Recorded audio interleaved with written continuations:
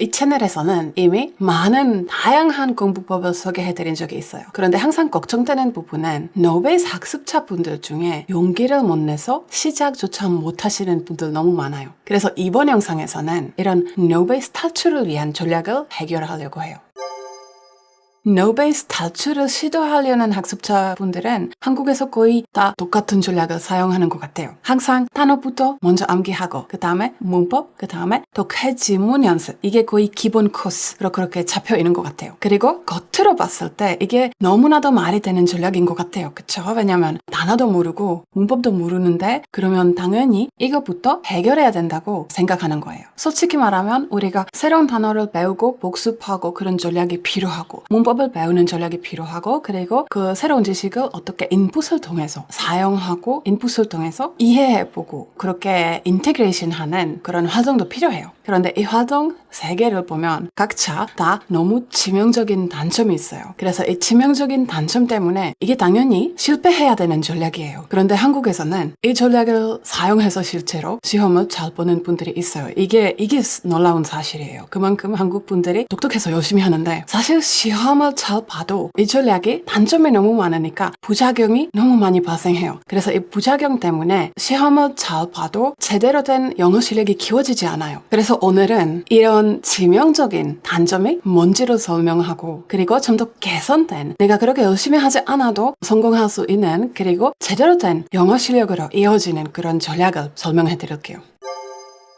시험 목적으로 공부를 하시는 분들은 당연히 언젠가 독해 지문으로 연습을 해야 될 거예요. 그런데 이 독해 지문 문장들은 굉장히 복잡성이 높아요. 그래서 이런 복잡성 높은 문장을 소화할 수 있을 정도로 실력이 좋아야 되는데 아주 많은 경우에는 실력이 안 되는데 억지로 이런 복잡성이 높은 문장부터 시작하려고 하시는 분들이 많아요. 그런데 이렇게 한다면 리딩이 안 되고 대신 문장 분석을 하게 돼요. 그리고 이게 굉장히 프로세스가 달라요. 그리고 이게 간단히 분석보다 리딩이 효과 좋다. 여기에만 끝났으면 뭐 괜찮았을 텐데 제대로 된 리딩 아니면 문장 분석 그 중에 어떤 것을 하느냐에 따라서 우리 뇌 속에서 영어가 처리되는 과정에 영향을 미치는 것 같아요. 그래서 제대로 된 리딩을 못하고 대신 문장 분석을 너무 오래 하게 되면 정말 뇌 속에서 점점 더 영어 처리가 제대로 안 되고 정말 잘못된 길로 빠지고 늪에 자빠지고 다시 못 나오는 거예요. 그래서 나중에 리스닝도 안 되고 스피킹도 안 되고 사실 리딩도 안 되고 다 안 돼요. 그래서 이런 복잡한 독해 지문 문장으로 지금 당장 시작할 수 있는 실력을 가진 사람이 어떤 사람이냐면 독해 지문을 보면 당연히 모르는 단어들이 있을 거예요. 그런데 만약에 이 모르는 단어를 미리 다 찾으면 나중에 그 독해 지문을 읽잖아요. 문장 앞에서부터 시작해서 끝까지 읽어 내려가면서 바로바로 이해할 수 있어요. 그래서 거꾸로 올라오지 않고 동사 명사 찾지 않고 그냥 읽어 내려가면서 바로바로 이해할 수 있는 사람이에요. 그런데 반대로 아직 이 전체 문장을 한꺼번에 소화할 수 있는 실력을 가지지 않은 사람들은 어떻게 하냐면 한꺼번에 소화할 수 없으니까 그 문장을 분석하게 될 거예요. 그래서 이렇게 문장이 기니까 문장을 나눠서 그리고 문장을 나눠도 이 문장이 제대로 이해가 안 돼서 영어로 그래서 한국어로 번역하게 돼요. 이 각 부분을 그리고 각 부분을 한국어로 번역하고 나서 이 한국어 그런 구간들을 모아서 전체 문장의 뜻을 이렇게 조합하는 방식으로 학생들이 해요. 이게 이 정도 복잡한 문장을 리딩할 실력이 아직 안 된 사람이에요. 그래서 복잡한 문장을 리딩할 수 있는 실력이 아직 안 된 학습자분들이 어떻게 해야 되냐면 여기에 그 머릿속에서 작동하는 그 프로세스를 먼저 설명해 드릴게요. 왜냐하면 이걸 한번 이해하시면 어떻게 해야 되는지 알고 잘못된 길로 빠지지 않을 거예요. 다시 한국 학습자가 영어 문장을 볼 때 그리고 한국 문장을 볼 때 머릿속에서 아주 다른 프로세스들이 일어나요. 그리고 이거 꼭 한국어가 모국어라서 그런 게 아니에요. 그냥 한국어를 제대로 된 방식으로 배워서 그런 거예요. 그래서 머릿속에서 제대로 처리를 할 수 있는 언어예요. 일단 어떤 게 일어나냐면 첫 번째, 이 한국어 문장을 한번 읽어보세요.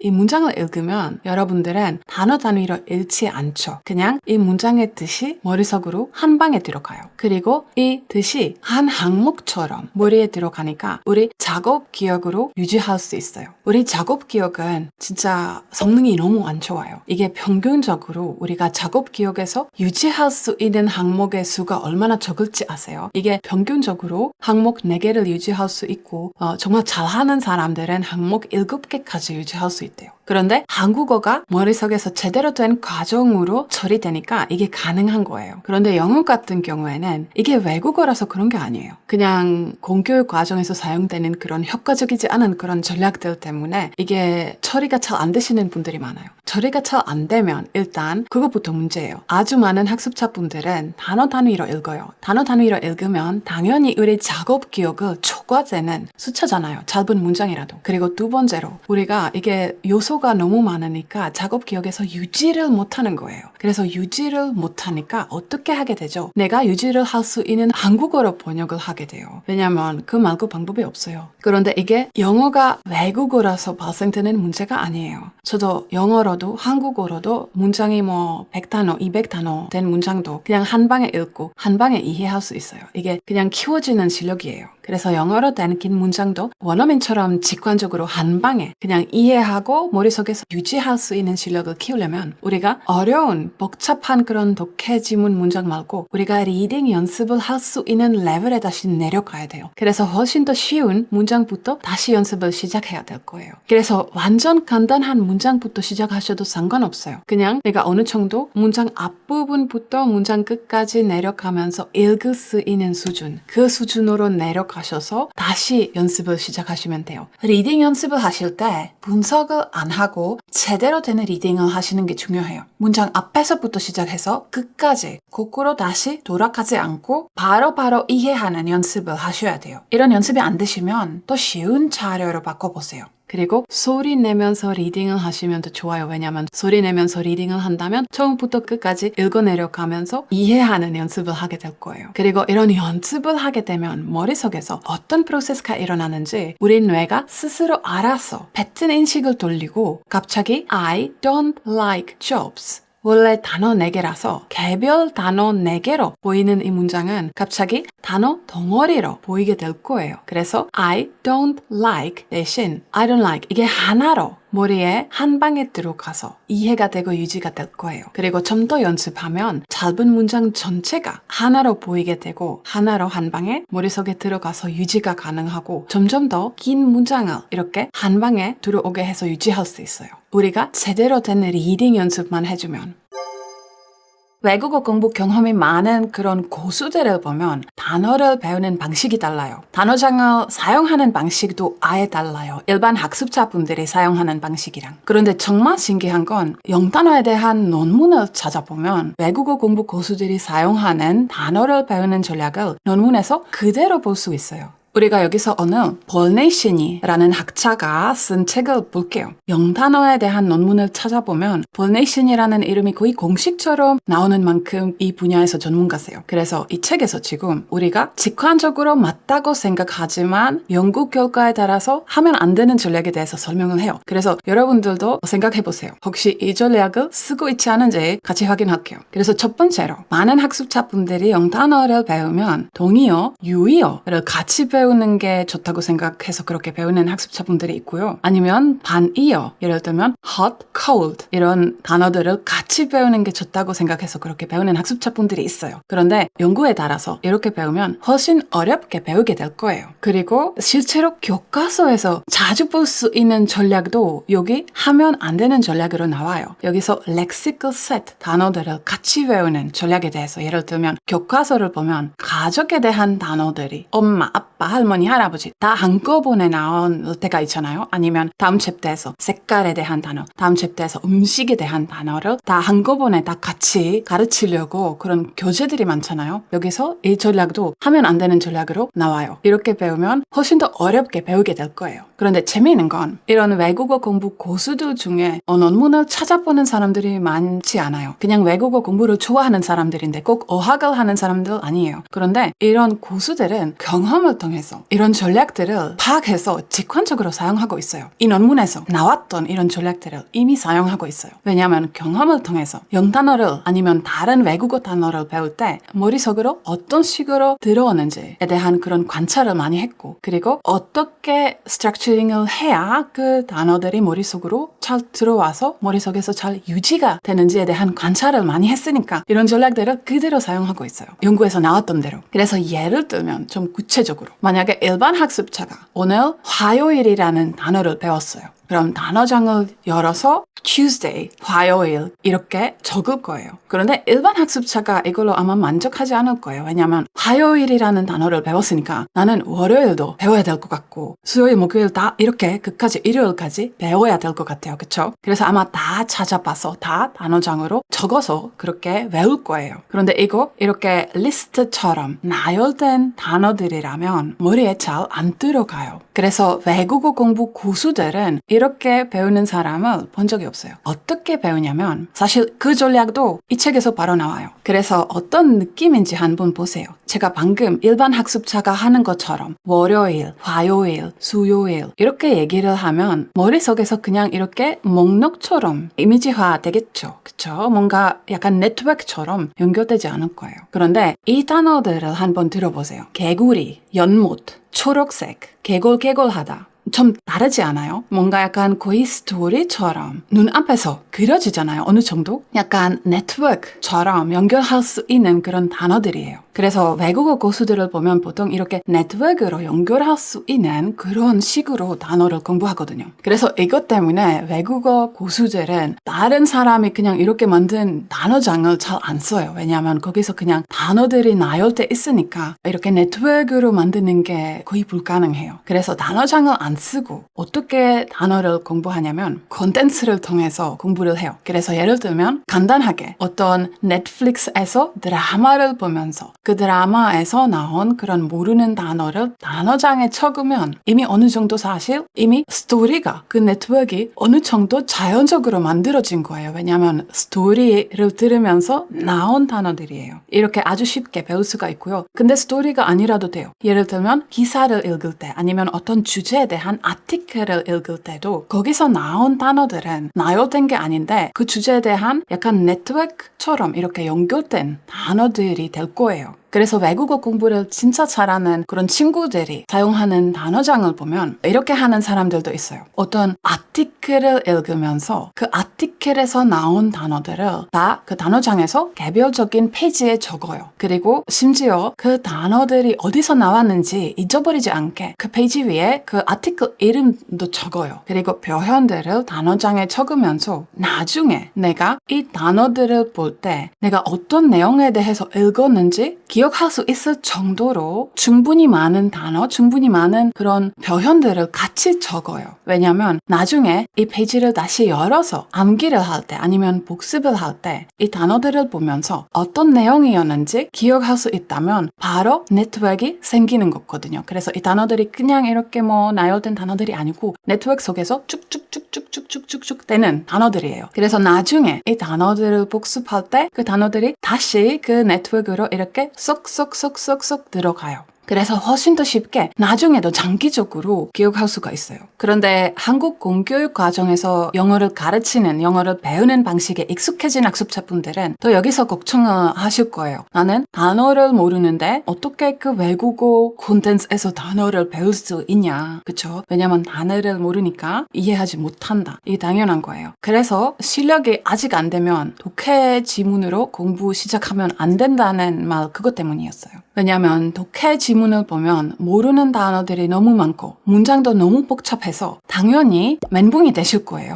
단어를 모르면. 그래서 독해 지문 말고 좀 우리 레벨에 맞는 그런 자료부터 먼저 시작해서 실력을 제대로 키워나가야 될 거예요, 먼저. 그런데 이게 조금 추상적이니까 이게 한국 공교육 과정에서 이런 방식을 본 적이 없으시면 제대로 어떻게 해야 되는지 구체적으로 머릿속에서 안 그려질 수도 있어요. 그래서 제가 바로 다음 영상에서 정확하게 보여드릴게요. 그 영상이 만들어지면 이 영상 고정 댓글에 링크를 넣어드릴게요. 그래서 일반 학습자분들이 단어를 단어장에 이렇게 적어서 암기하는데 집중을 하거나 아니면 다른 사람이 이미 만든 그런 단어장을 시중에 나와 있는 그런 단어장을 암기하는데 집중을 하지만 외국어 고수들은 그렇게 안 해요. 외국어 고수들은 단어장을 만드는 순간부터 내가 적는 단어들이 어떻게 네트워크로 연결돼 있는지에 대해서 신경을 진짜 많이 써요. 왜냐하면 나중에 복습할 때도 그 페이지를 보면 그 스트럭처가 그 네트워크가 어느 정도 보이면 이 단어들을 몇 배 더 빨리 외울 수 있고 머릿속에서 유지가 되거든요. 그리고 네트워크로 연결돼 있으니까 나중에 그 단어가 필요할 때 기억에서 꺼내는 것도 조금 더 빠른 것 같아요.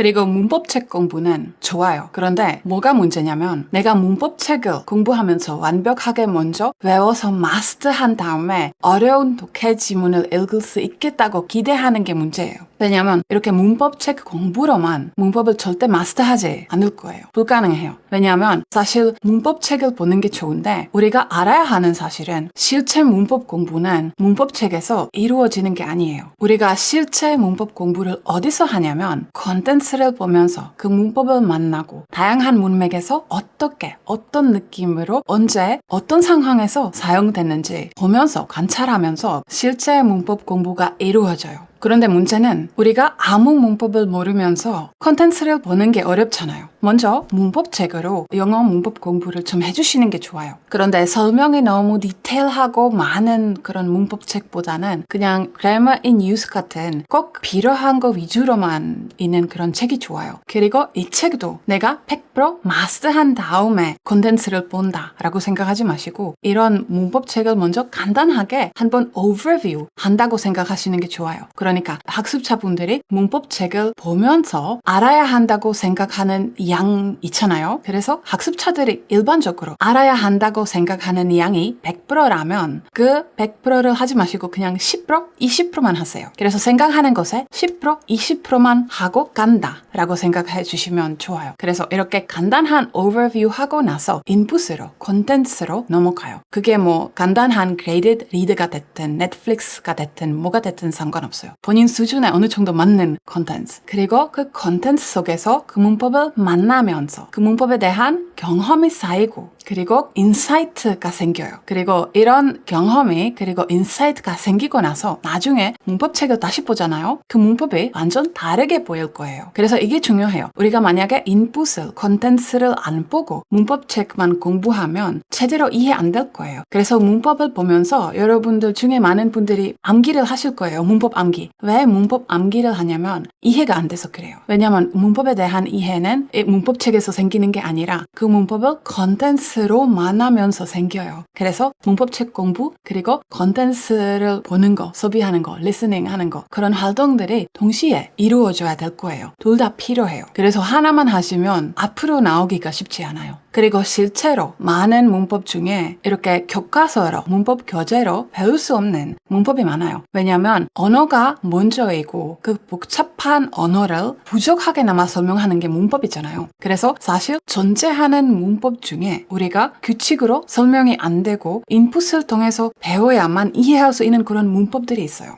I'm sure that there are a lot of grammatical features which you can only learn through input and having to produce output based on that input, and that you can't learn through explanation or anything like that. So it's just too complex for it. 그래서 문법을 배울 때 그냥 내가 이거 마스터한다 그렇게 생각하지 마시고 overview 하고 나서 콘텐츠를 보면서 문법이 어떻게 사용되는지 관찰한 다음에 다시 여기 보시고 다시 그 다음에 콘텐츠를 다시 조금 더 공부한 다음에 다시 문법책을 이렇게 보시면 훨씬 더 빠른 속도로 문법에 대한 지식들이 그리고 문법에 대한 이해 정말 깊은 이해가 생길 거예요. 그리고 이해가 생기면 다시 암기를 할 필요가 없어요. 그래서 문법을 다시 안 잊어버리게 될 거예요.